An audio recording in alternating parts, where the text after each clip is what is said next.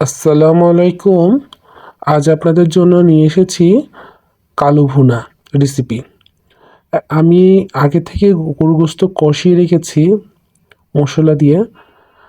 তো সেটাকে আমি কিভাবে কালো ভুনা করছি সেটাই আপনাদেরকে দেখাচ্ছি।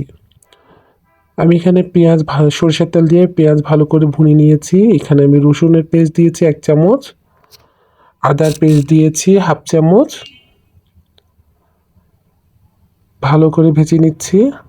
আমি এখানে দারচিনি এবং এলাচ ইউজ করেছি।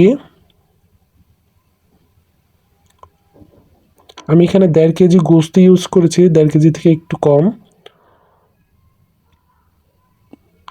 আমি এখানে জিরে গুঁড়ো পাউডারটা ইউজ করছি।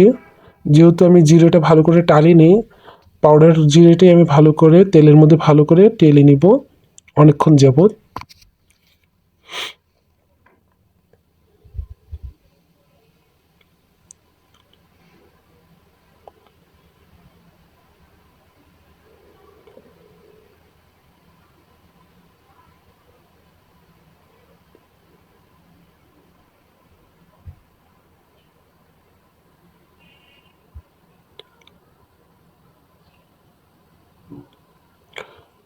আমি এবার কাঁচামরিচ মাঝখানে ফালি করে কেটে নিয়েছি, সেই কাঁচামরিচগুলো দিয়ে দিয়েছি এখানে। এবার পেঁয়াজ ভাজা এটার মধ্যে আমি গরু গোস্ত রান্নাটা ঢেলে দিব। ঢেলে দিয়ে কিছুক্ষণ পর পর আমি এটাকে নাড়তে থাকবো।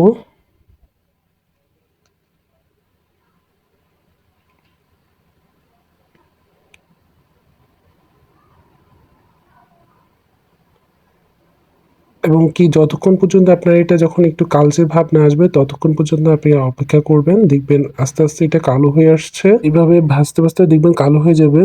আর পরিবেশন করে এভাবে খেতে পারেন। আমার ভিডিও যদি ভালো লাগে কাইন্ডলি সাবস্ক্রাইব অ্যান্ড ফলো